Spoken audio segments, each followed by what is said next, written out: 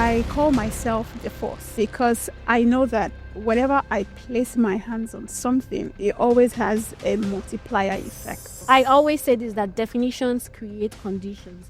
And because you have defined yourself as the force, there are definitely going to be conditions that will present itself for you to now prove yourself as the force. So you embrace uncertainty because it is through uncertainty that we build conviction. Wow. It is through uncertainty that you build confidence. You need to invest in the understanding of yourself, what your purpose is, the things that tick you, your pain points, the people you are sent to, the spaces you are meant to be in. You need to have fulfillment metrics for yourself that may not make sense to other people. There has to be things that you know. If I do this for myself, at least for this level, I am doing well. Welcome to season 3 of Voices with Victoria. This is where it shifts.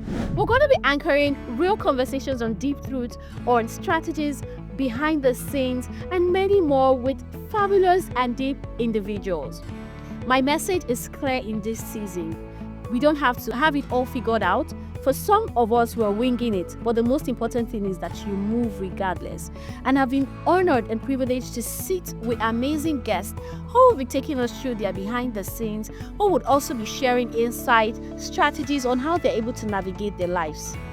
I believe strongly that nobody has it all figured out 100%. However, when we look back, we should be able to say that we winged it right because of certain lessons, experiences, expertise, education, and exposure that we've been able to come in contact with. And I do hope that this season will do all of these and more for you. Follow us on all our social media handles at Victoria Undu and Voices with Victoria. And if any of the episodes speaks to you, do well to share with your community of friends and let us know as well.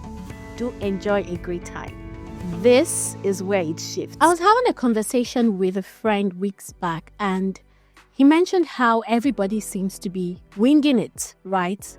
Nobody knows for sure what is going to happen tomorrow. We're all making projections and all. But the difference between the very successful people, the 1% of the people in any industry, is that they are winging it right, following predictable principles and patterns.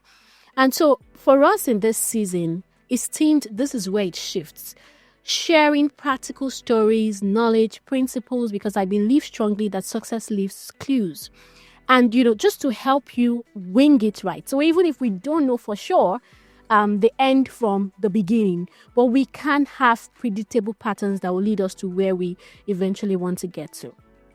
Today, I have somebody in the studio who is very, very special, very inspiring. In fact, just to give you a side gist, when she stepped into the studio, even my production crew and everybody seemed to know her because some people carry light in their words.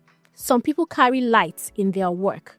But my guest today carries both, right? She's light herself. She carries light in her words, carries light in the work that she does. And it's such an honor to have her here today. Before I introduce her officially, and before you see who she is, I'd like to just read her bio briefly, and so that you can see the powerhouse she is and the kind of person that the guest is here today. She is a writer, a strategist, a truth teller. She's the founder of Ladies with Balls. At this time, you should know her. One of the biggest, fastest growing, people-focused women's community in Nigeria. And also the founder of the Orifunke Lawal Academy, a space where professionals sharpen their vision, confidence, and skills. If you're not already following them, you should. She serves as technical advisor to the managing director of Lagos Water Corporation and bringing clarity and communication strength into public service. Please join me as I make welcome today in the studio with me. It's such an honor to sit with her. Orifunke Lawal Academy. Did I pronounce it right? Sure. Oh my God. Welcome. Thank you so much. That was a heartwarming introduction. Thank you. You look so beautiful, glowing, and I'm so happy that you said yes to being here. Me. It's an honor. Great. Today we don't just want to hear your story. I know that that's also intriguing, but we also want to uncover the shifts. Like I said, this is where it shifts. We're all winging it all. Let's not even lie. even the people that we're looking up to cannot say for sure that this is it. This is it. There are lots of variables involved. But however, we're going to have this conversation because there are principles in life and there are clues that if you do this, you get this. Yeah. Right? And that's why we want to have this conversation. And also honest moments. We're not looking for perfection. We're not looking for perfect stories. Because really, there's no perfect life. And we just want you to share as much as you're willing to. There's no pressure whatsoever. Exactly. Right. So first of all, introduction. I always like to say that I have introduced you, but I want you to introduce who you are to us. Okay. Right? Wow. It's always very hard when people say introduce who you are, but I would say that number one, I call myself the force. Yeah, that's true. Because I know that whenever I place my hands on something, it always has a multiplier effect. I make things happen and I call out the giants in people. So whether it's across women's empowerment, public service, entrepreneurship, whatever I do ensures that people become better people than they were before I met them. Absolutely. That's such a grand introduction of who you are. Powerful. The force. Has it always been this way? Were you born as the force? Because I know that your parents don't name you the force. So was it like a transition? And can you just take us through the behind the scenes of the identity that you now embody in the things that you do? How did you move from this to that? Okay, I would say that when I was growing up, let me say my confidence sort of improved over the years. And when I was growing up, of course, I was outspoken. But I know there are things that I've had to become over the years beyond who I was born as. But when I was in the university, I got into a stage where I was so convinced that I had something for the world. And it was also in the university that I clocked the power of nomenclature. And so I started to call myself one great woman. I even added it to my name on Facebook. It's probably even still there, one great woman. And before I knew it, people started to call me one great woman. Powerful. What happens is, when people see what you call yourself, whether they know the origin or not, they start to call you by that. And the more you hear it, it just reinforces something beyond what you just read. It just, by the time people call you one great woman, and you turn, they're saying one great woman, it shapes your perception about yourself. And so I, rode over that for so many years. And I'll say a lot of the things that I did came from that mindset that I was one great woman. And I think it was in 2021 or so, I knew that I was also moving into a very important phase, a strong phase of my life, whether it was talking to people or mentoring. And so I said I was going to call myself the force, whether people liked it or not, whether it was conventional or not. And people actually call me the force now because, when I am there, even if I'm not saying anything, I'm still shifting. Yeah, you're still shifting things. I love it. That's the power of naming and how, your name sort of like influences your identity. Yes. Right? Especially when you consistently hear something over time, what you call yourself and then eventually what people call you. Yeah. Some people leave even this name calling to chance. They don't brand themselves. They don't define themselves and they leave the definition to other people. I always say this, that definitions create conditions. And because you have defined yourself as the force, there are definitely going to be conditions that will present itself for you to now prove yourself as the force. Yes. Right? Excellent. That's powerful. Yes. That's powerful. So let's move back to the beginning. Or maybe not the beginning. You studied geography. Yeah. Am I correct? Yeah. And then you built a career in education and digital entrepreneurship and everything in between. When did you first realize that your degree wasn't going to define your path? It was in 200 level. Okay. Yeah, I think the eye opener is always in 200. For me too, it was 200 level. 200 level, very interestingly. Okay. Something shifted. I'd gotten into university. As a matter of fact, I picked geography. So it wasn't like they gave me geography. Jam. No, I picked it by myself. But that story is a different story long way. entirely. But when I got into university, I began to see that this didn't really exactly align with who I was. I didn't exactly see myself being a geographer out of the university. It's a great course. It's a great course. And there are even spaces that I know that my degree has just opened doors. When I say I studied geography, they believe that, oh, there's a level of competence you have in this area. So it's helped me. But when I got into 200 level, I know that I faced my first level of intense frustration where I knew that there was something I needed to be doing just more than going to school. It was a moment of frustration. Now, at the time, I didn't know that something was changing or there was a signal for something to change. But I just knew that I wasn't satisfied with where I was. And I remember one of my friends, asked me one day and said, what do you want to be doing after school and 200 level? And I'm like, I'm just in 200 level. What do you mean what I want to be doing after school, which is in 2 years? And if you add ASU strike, I beg, allow me first. I get that.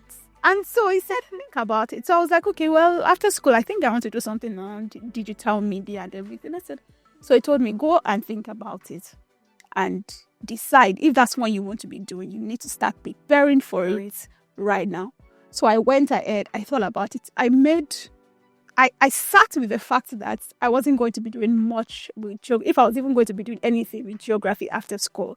And so I knew that my path was different from the people who would get out of school and start looking for jobs with geography. So I needed to start to create my reality. So from 200 level, I started to volunteer. What I wanted to do after school, I already started to build experience and a portfolio Right in school. So that was how it was a lot more seamless than it would have been when I left university. Amazing. That's a good background, because that leads me to my next question about uncertainty. Were you absolutely so sure? So I know that you had started the preparation from 200 level, but I mean, when you get to final year, there's still this pressure of what next? Am I sure this is what I want to do, considering that I've spent 4 years in school? Or was it 5 years? 4 years. 4 years. 4 years in school. How did you navigate uncertainty? And the reason I'm asking this is that at different points in our lives, whether you're an undergraduate listening to this, or you are even in business or at any stage in your life, to take a leap, to pivot or transition from the known to the unknown usually comes with a bit of uncertainty. Yeah. How did you make that shift? How did you navigate this journey of uncertainty? I would just like to know. Okay. The first thing I would say is I wasn't sure. In fact, as a matter of fact, I remember that when I was getting into final year, I began to start to look at it. Okay, you've dreamed of final year right from 100 level, and then it gets there, and then it's quite different. And so when I was writing my final year project, I kept wondering, okay, God, what do I do next? And I had a number of options. I wanted to start a business in Ife, because I felt like if I wanted to start a food business, I don't think I've ever told anybody. From where do you go like that? Where to where? Because I was like, I don't want to go back home. Where are the opportunities at home? So I felt like because Ife was familiar, I had been in Ife for 4 years, it would be a lot easier for me to settle there. So I was uncertain and a bit scared about going to Lagos and starting all over again. So that's why I wanted to stay in Ife, because I felt, okay, I know Ife, I know people know me. It's very, very safe. It's very safe. So I started to make plans in that regard and say, okay, I started to write budgets. What do I need? Who do I talk to? What space do I get? And all of that. That was the plan.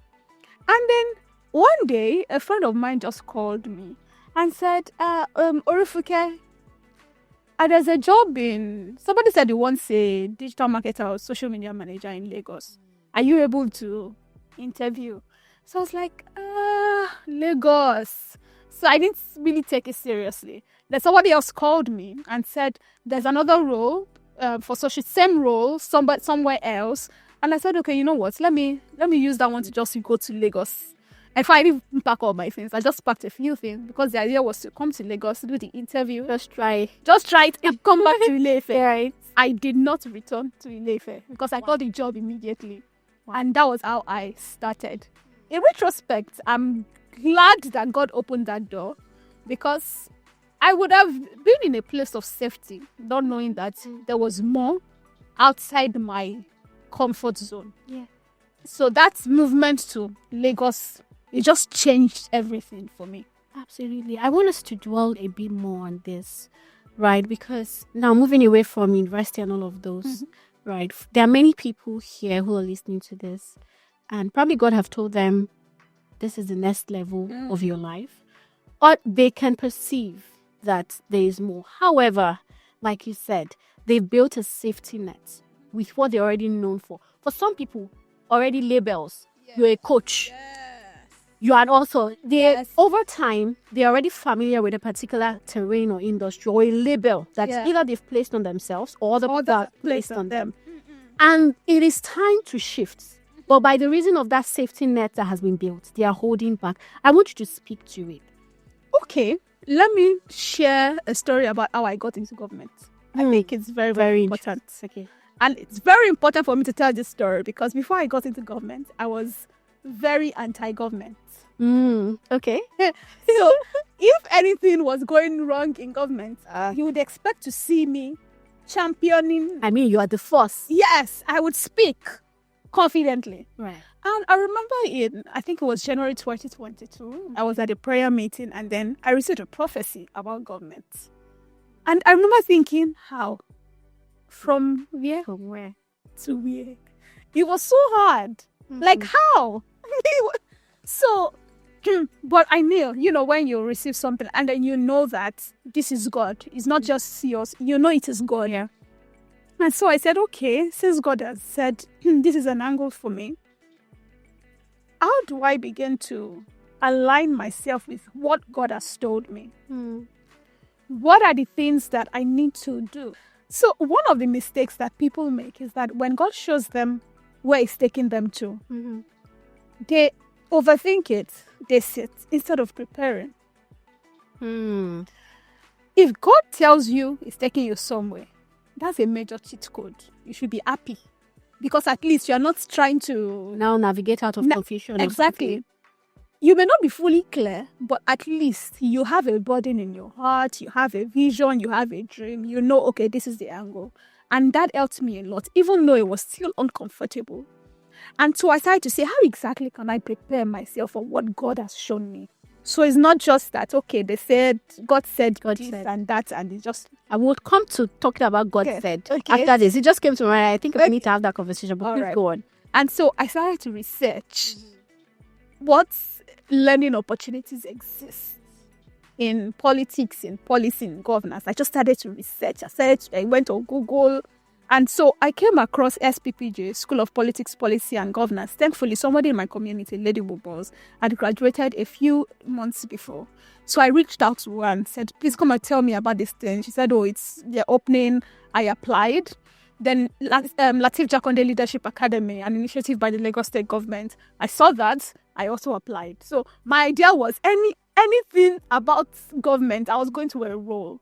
And so that was how I got into government, because I got selected for both programs. But it was uncomfortable because sometimes I would be in an Uber ride and then the Uber would just be like, our government. And they just and then almost be saying, that's very true. And then I'll be like, do you know that if they call government, it's used? Right. Yeah. Shift. That's mindset shift. And some people thinking that you went there for personal gain or because you wanted to build a name for yourself. And so now you're sort of in the middle. I'm trying to be careful. You have to be careful because on the inside, some people feel like you're not one of them because you've been outside. An outsider. You have been like an advocate against the system. From the outside, some people... Now that you're inside. Because now that you're inside. So it was a very dicey place to be. But one of the things that has given me conviction is that I know that God brought me here. So however anybody feels at any point in time doesn't really matter. As long as I'm here, because God brought me here. Absolutely. Yeah, so uncertainty, you face uncertainty. In fact, I believe that if you feel completely sure about a decision that you want to make that is bigger than you, maybe you have, how do I put it? That level. Exactly. Because exactly what I'm trying. Easy to do. It's not a goal. It's not a goal. That vision has passed. It's an activity. It has passed. Yeah. If you feel like this is it, I'm very sure, no uncertainty, you have to actually be careful. You have to think, is this really what I'm supposed to be doing? Or at this level? As this one passed, and I'm trying to catch up with something that has already passed. Uncertainty is part of it. It's actually, but you never have a full vision because you're not God. You're not the one who can see the end from the beginning. You're not God. So you embrace uncertainty because it is through uncertainty that we build conviction. Wow. It is through uncertainty that you build confidence. There's a way you can tell your story when you know that I did this thing when I wasn't sure, but it turned out well. And in the future, and yes, I want to mention this. When you also walk through uncertainty, one thing it does for you is that it helps you to observe patterns, which is what a lot of not highly successful people understand. So they know that, okay, this is uncertain, but I've navigated something similar before. So you understand the pattern, you're able to navigate. You may not be completely sure, but you know that I've been through something similar before, and this was the results that I got. So it helps you to understand those patterns.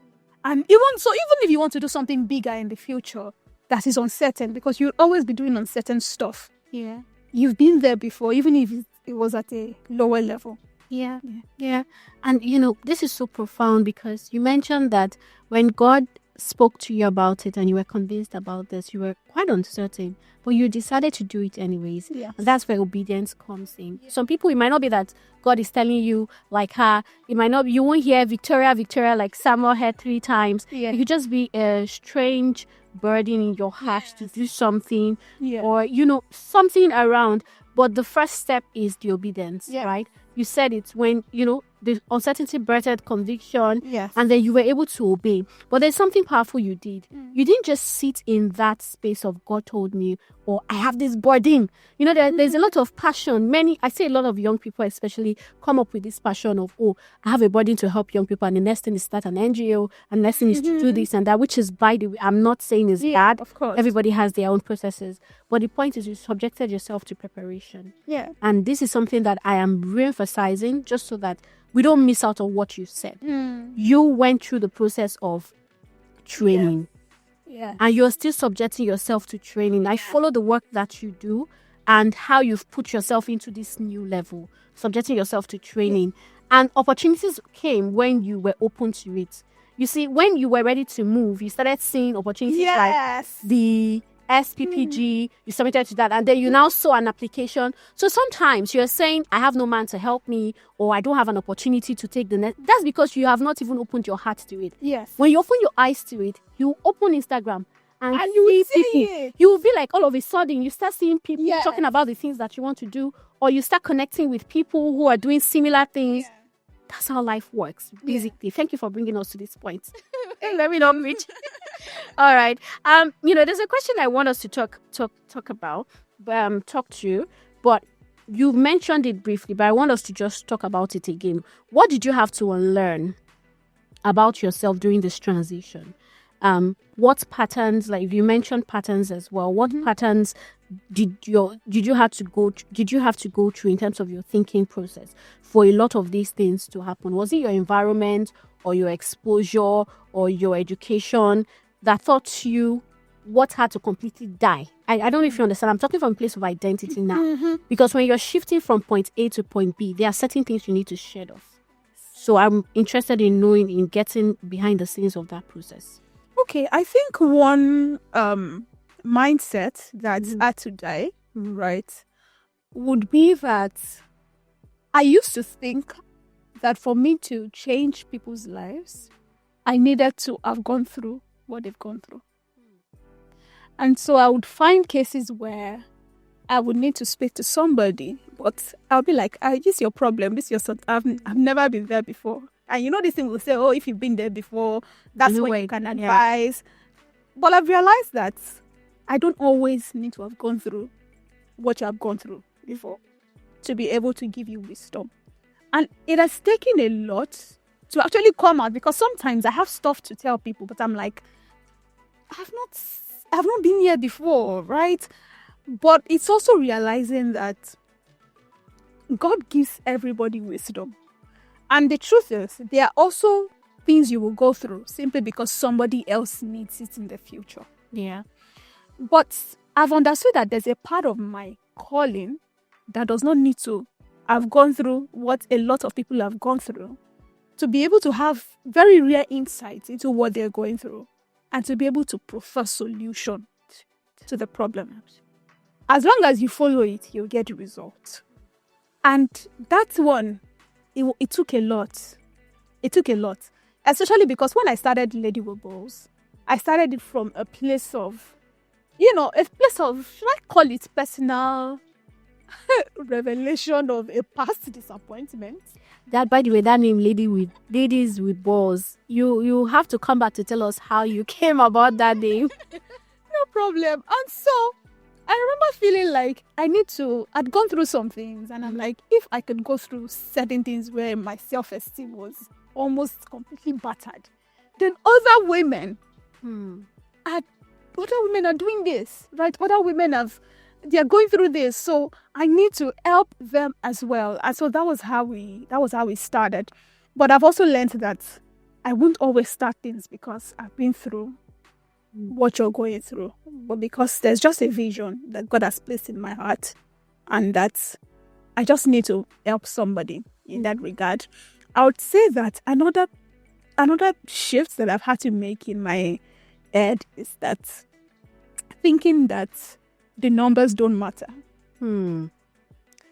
Right? I believe that I've always been a numbers person, a large numbers person. But there was a point in my journey where I felt like I had to sort of tone it down so it doesn't look like you're chasing the numbers. Now, personally, whenever I'm writing stuff or whenever I'm hosting anything, if only one person shows up, I am actually okay. I'm okay. I don't have any problem with, 500 people want. I'm okay as long as it's reached that person, right? So I don't have any problem with thinking the numbers are aligned with the impact. But I also realized that I was keeping myself small. Simply because I kept saying numbers don't matter. And, people, it's just always good when you can say, you've changed the lives of 10 people. I don't care about the numbers and all of that.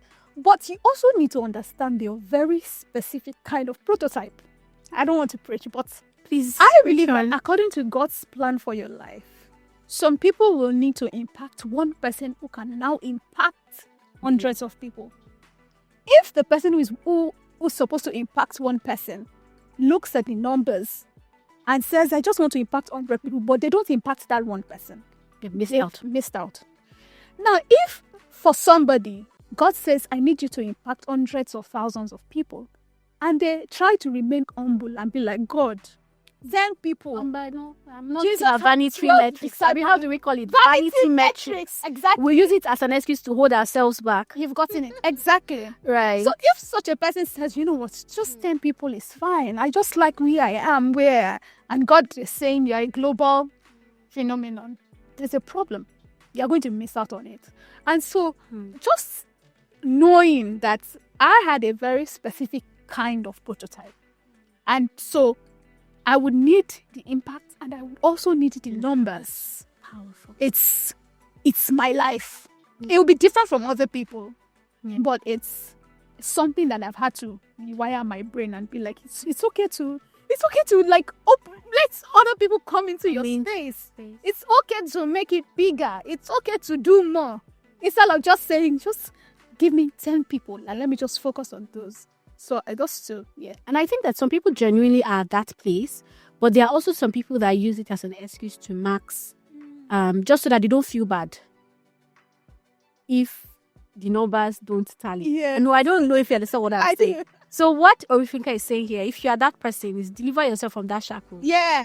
And don't be what's the word now? Where people, we hear about a lot of buzzword, vanity metrics, and we understand that. We do. But we're also saying that it's also not bad to chase the numbers. It's also not bad to say that I want to impact more people and then go all out for it if needs be. Yes. You're speaking to me too. So this voice of Victoria, we have to start aiming for, because I'm like, okay, no matter how much I spend on the production and everything that we need to do, even if it's one person that listens, please, it's not one person that will listen to voices of Victoria. Yeah.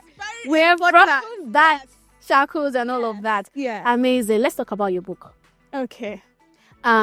There's a book, the recent one, Patterns of Progress. But before, just tell us about your books. The names, just what the names of your books? Okay, I have a book. It's called The Art of Social Writing. Okay. That was in 2019. I released it because people were always asking me, how can I write better? And I kept thinking, I've written all my life. I started writing when I was I mean, you're on day what? You started one series. I'm like, this lady, you have power. Hey, God. So writing comes very naturally. Yes. And so when people start to ask, how can I write better? It's always like, I don't know how to teach you how to write better because it comes naturally to me. Which is also one of the things I've also had to go through, thinking that because something comes naturally to me, I cannot put it in a curriculum that teaches other people. I think that should be number 3 of the previous question you asked. Let's just fire on. Right? And so I've had to learn. Now the thing is, if something comes naturally to you, you of course you commit to God, but you also have to do the work of distilling what you think you received into something that others need to now get, not artificially, but something that they now need to get by learning. Like, so what is a talent to you could be a skill for other people. And so you can't say, oh, this one is just natural, I came from heaven, I can't teach you. No, because whether it came naturally to you or it came by learning to other people, it's equally important. Yes. And the truth is, even if those who gain it by learning or by education, by practice, commit to it more than you that came, they will even do better and they will do better. Excellent at it. Yeah. So you need to learn. I mean, it's one of the things I've had to learn. Okay, I know this comes naturally to me, but there is a way to make it into a curriculum that others can learn from. And because it has worked for me, it works for them, it can become replicable. Absolutely. And so that's why I wrote The Art of Social Writing. In fact, when I wrote it, I remember thinking, this year I'm writing. It feels so natural to me. Why would and you feel like it's not a big deal. And I think that's the problem that holds people, even in content writing. There was one of my friends that put up a post and everybody was like, oh my God, this was so good. I was reading that, I even called my husband. I said, this my friend, she can write too. Do you know that she doesn't even see it because you think that what you know is common knowledge. Yeah. Oh, I can arrange this thing like this. But there's somebody that doesn't even know that this should be, they even think it should be like this. They don't even know how to place it. Exactly. And because it's natural to you, sometimes you undermine the strength and the power of that wisdom that you have. Yes. Right? Thank you for Yes, this is true. And to also now add to that, especially for recognition and even making wealth.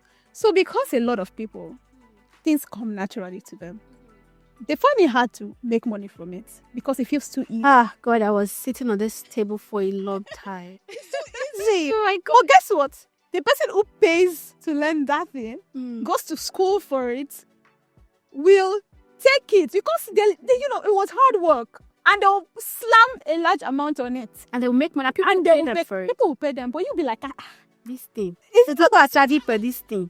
It's you that is calling it a small thing. Yes. So that was The Heart of Social Writing.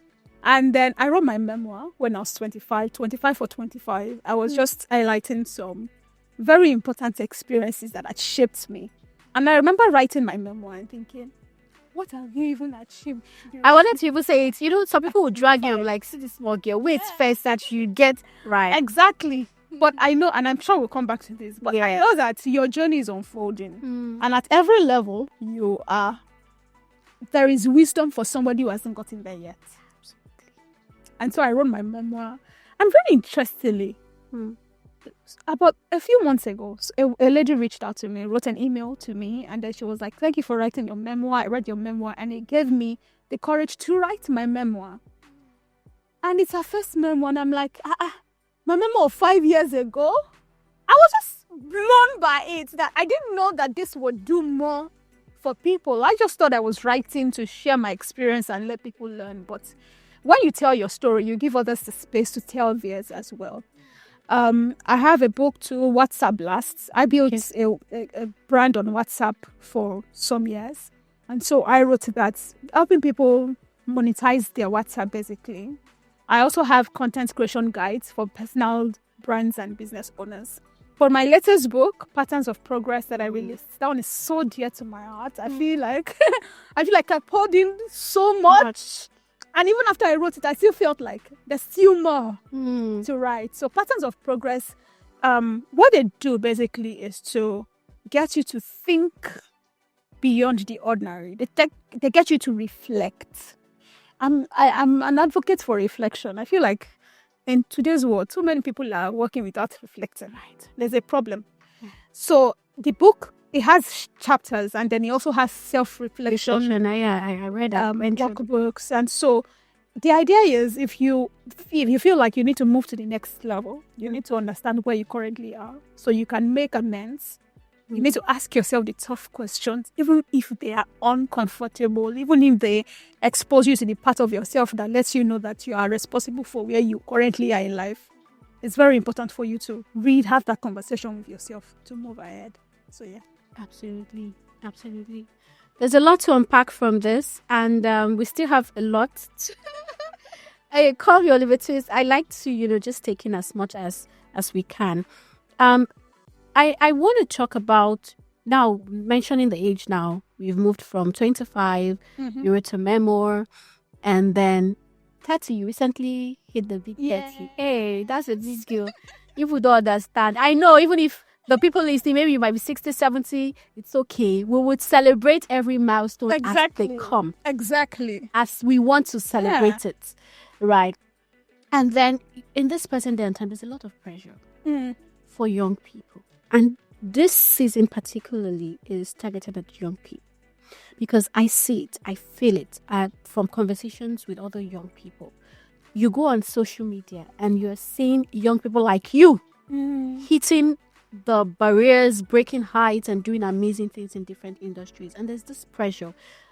Before now, in the generation before now, you have to get to a particular age, maybe 40. Yeah. They won't tell you full at 40, meaning that at 40, then you can start manifesting wealth and all of those things. But in this present generation, at 25, 22, you have people who are founders, and it's not for mouth, with results. Yeah, with results, And then there are other people who are still trying to make sense of their lives.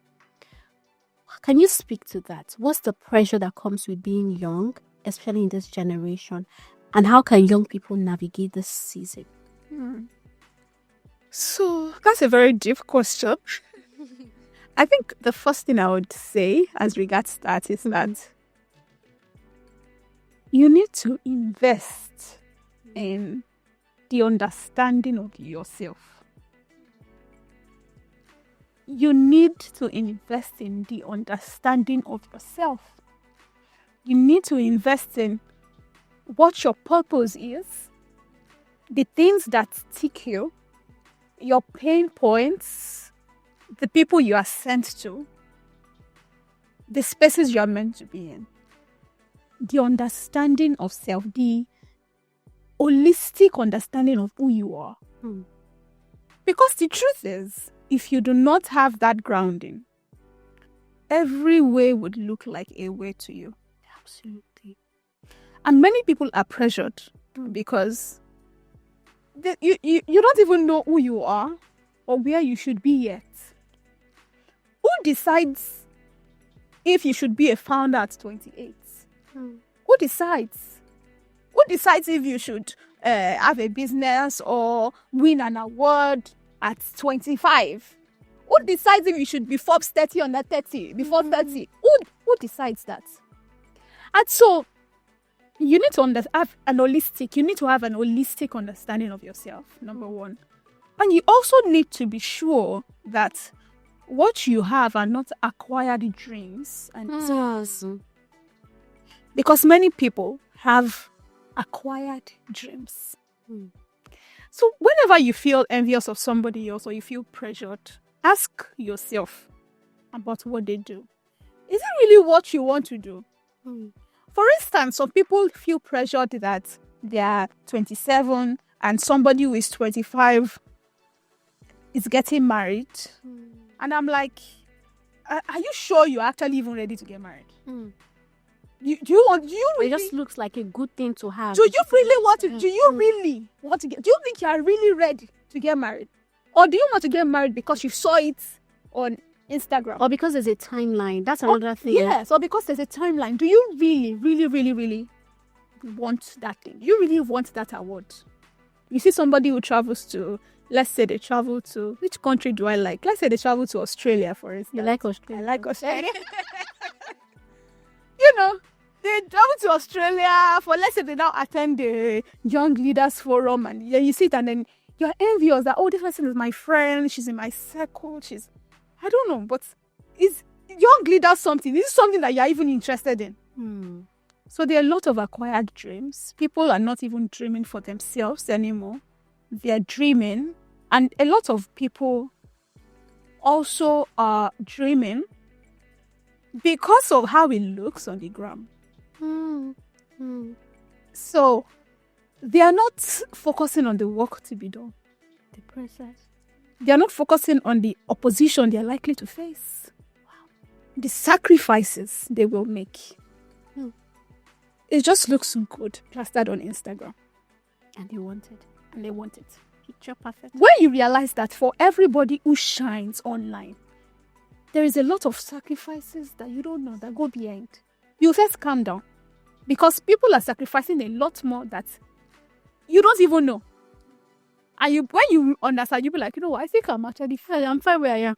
Yeah, you're right. So it's very important for you to understand who you are, what exactly you want out of life.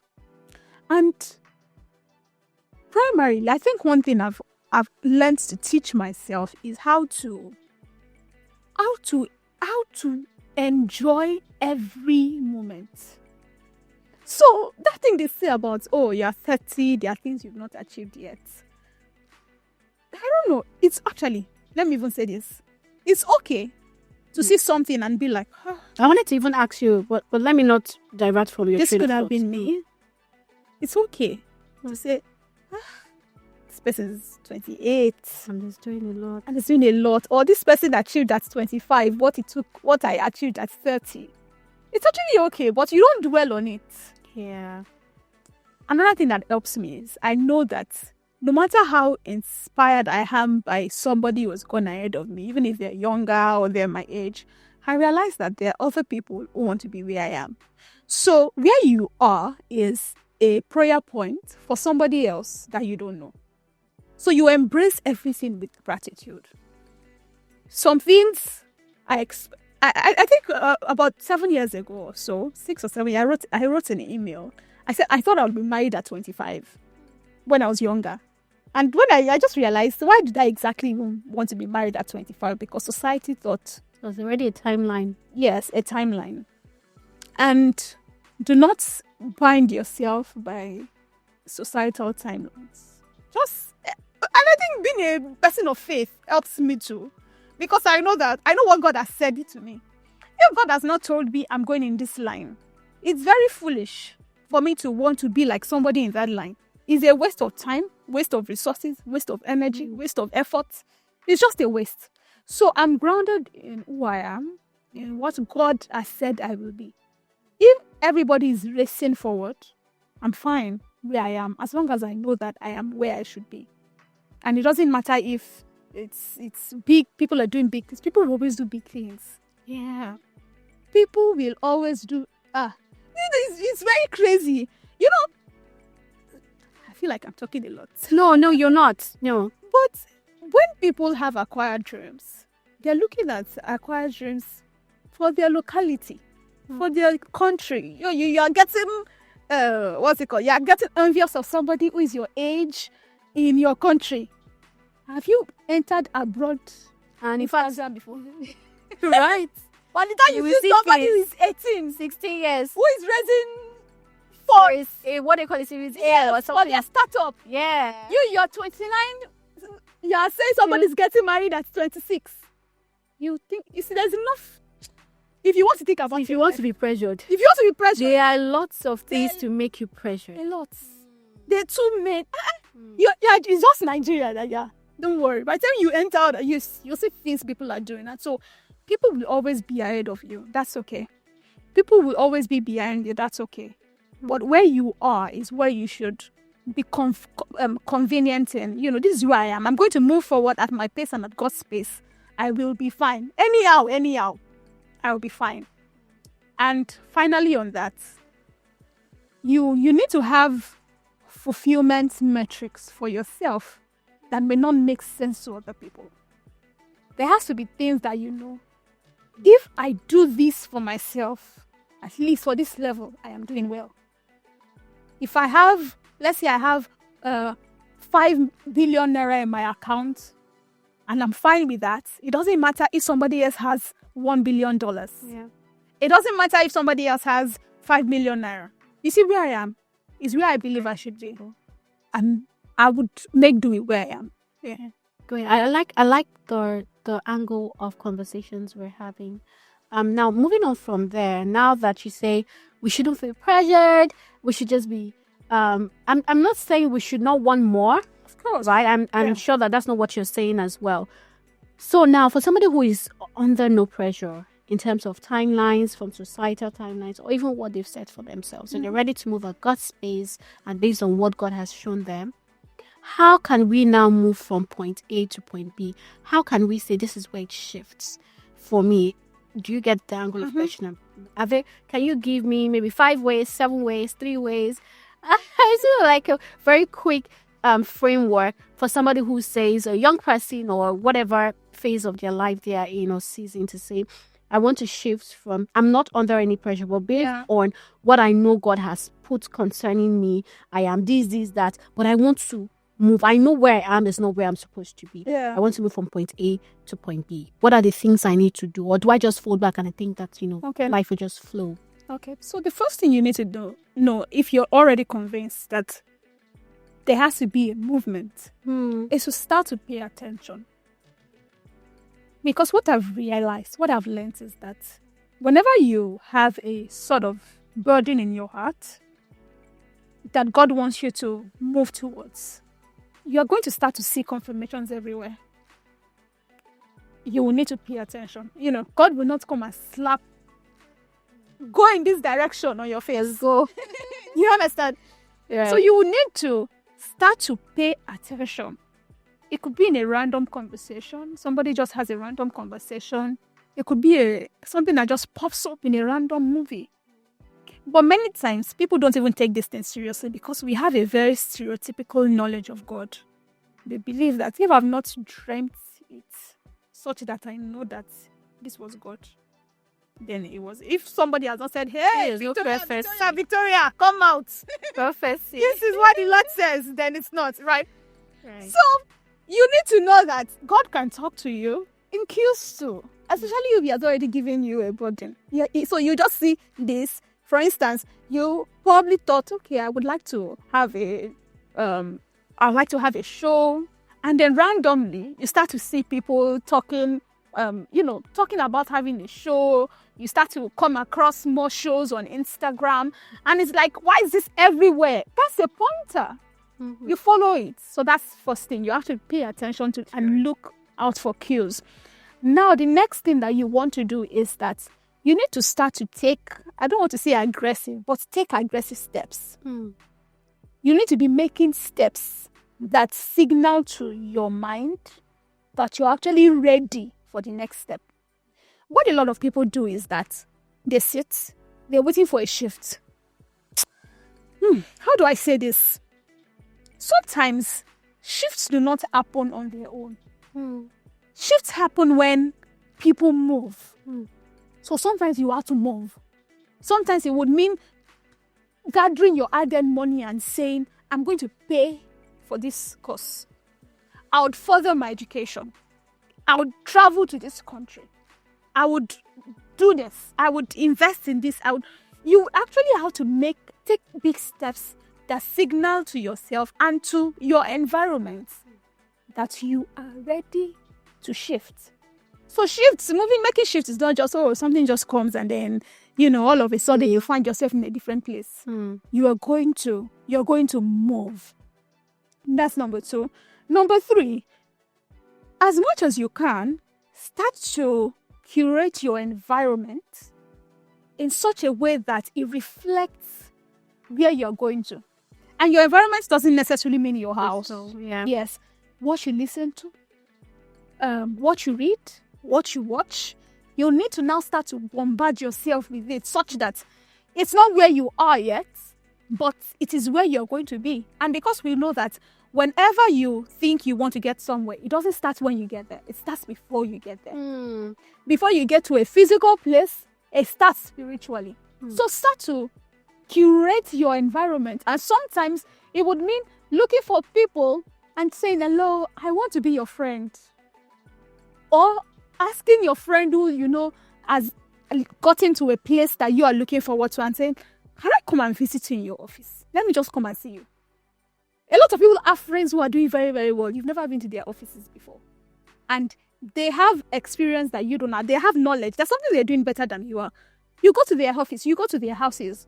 Yeah, there's times where you visit your friend's house and you're not just visiting to eat. Have solid conversations. Yeah, you're going there to have solid conversations. You're going there to observe how they do things. How do they set up their systems in a way that life works for them? What are they doing? What books are they reading? Instead of being pressured, be inspired. That's how to even use negative pressure. Be inspired. How are you doing this thing? You ask questions. So you need to start to curate your environment in such a way that it reflects where you want to go to. Because it's only a matter of time where you have that shift. If you speak with people who have experienced some levels of shifts that way, very few of them would say it was accidental. I didn't know it was coming. Very few. Yeah. Even if they didn't know that in particular was coming, but there were preparations that were going on before then. There were strings in their spirit that were being pulled. There were conversations that were being had. There were visions that they were seeing.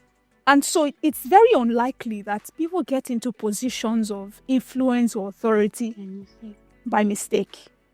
There were levels of preparation.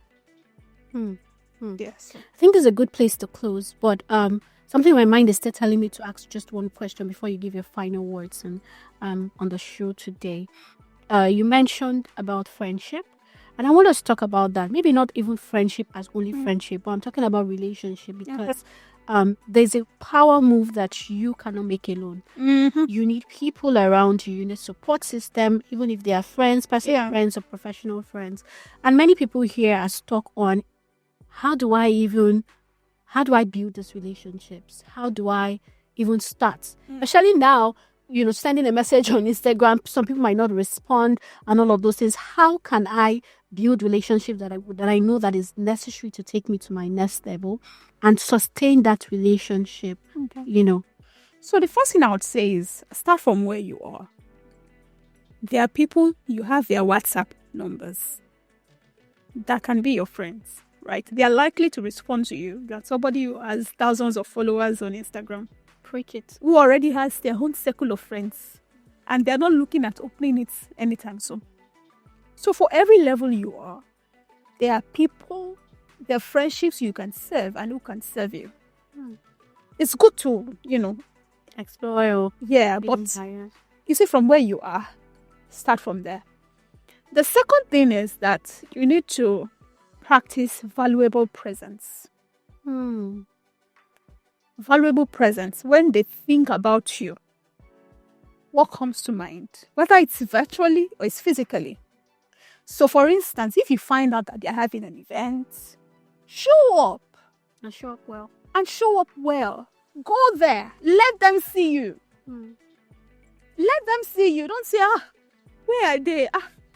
Traffic. Like, especially if you live in Lagos, the traffic Right. prefers someone discourage you. Mm. You show up. People don't forget things like that. Show up. Send messages whenever you think about, you see something that reminds you of them. Send them a message. Oh, I saw this. It reminded me of you. Send them messages. Send them things that you believe can help them. And of course, you can always request. Are you free for lunch? And for lunch, you're the one carrying the lunch. Of course. You're the one. Right. So you say, "I will get there." Then you will now split the bill. No. Mhm. Let me take you out. That alone is a game changer. Can I take you out? What's your favorite place to? If the person is not very far from your level, like it's somewhere you can save towards. Frankly, I'm like, okay, I don't have the money now, but right. So sometimes you may just meet, say, I want to see you. Can we see? Can we have a conversation? So these are things that help, and consistency. Consistency. If you say you will do something, do it for them. If they need something, show up. Sometimes people share. A lot of people don't. Sorry, a lot of high value people will not share what they need publicly. You will need to decode. Yeah. And you need to predict and be like, okay, this person, this is what she does. These are the kinds of things that she will need. Is this something that I can help with? How can I give in such a way that, it forms a connection? A lot of people are looking for friendships that just make them look good. On the gram. Yes, exactly. You take nice pictures and you're like, oh, no. The friendships that really change things, they are done off the ground. They are hard work. They need to invest in it. You will need to invest in them. Yeah. Absolutely. That's so powerful. Thank you so much, Orifunke, for coming here and sharing from your heart. I wish we could go on, but I'm sure that everyone here got value. But just as a way of tying this up, final words to people who are listening to this at different stages of their lives. Okay. The first thing I would say is, what I want to leave you with is, number one, and I said it before, invest in your knowledge of self, who you are, and what exactly matters to you. You need to know what matters to you more than anybody else knows what matters to you. You cannot be chasing dreams because they look good, but chasing because they align with your core. Number two, it's okay to do things unsure. It's okay to do things afraid. It's okay, right? Number three, and I know you've heard this a lot of times before, but failure is normal. Actually, failure is normal. And so whenever you fail at something, you need to reframe the experience as a learning experience. So you fail at something, okay, that's okay. How can you ensure that you don't fail at that thing again or at something similar? And so a lot of times when people try to, for instance, build businesses and they fail, there are lessons they can learn from failure beyond how to build businesses again. They can learn about people building, about inventory taking, about structure, about administration. There's a lot you can learn from failure than tagging it as the end of your life. So it's really okay to fail. And I think the last thing I would share is that it's okay to pivot. You can move. You're not a tree. You can move as long as it's a decision made with conviction. You can literally wake up and decide, this thing, I want to move into this sector. Let them say, oh, there are a lot of gatekeepers there, it's hard. You can move. And so do not let the existing labels that you've placed on yourself, that others have placed on you, stop you from moving when you should. Guess what? People don't care about you as much as you think. They care about you, but they don't care about you as much as you think. So what happens is that when you make the necessary moves, people align. They would align. They would align. If you stay where you are because you're like, I don't know how people would feel, you are going to be missing out on significant seasons of your life because you are depending on what people say. But move. People will move with you. And this is such a grand closing to the episode today. For us, we've seen what the personal cost to growth. We've seen the clarity it brings. And then we can also see from her story and hear from her story that you don't have to have it all figured out, but you should move. And thank you for joining us on this episode today. Please follow our guests on Instagram, Facebook, LinkedIn, everywhere. TikTok. Are you on TikTok? Yes, I am. Oh, okay.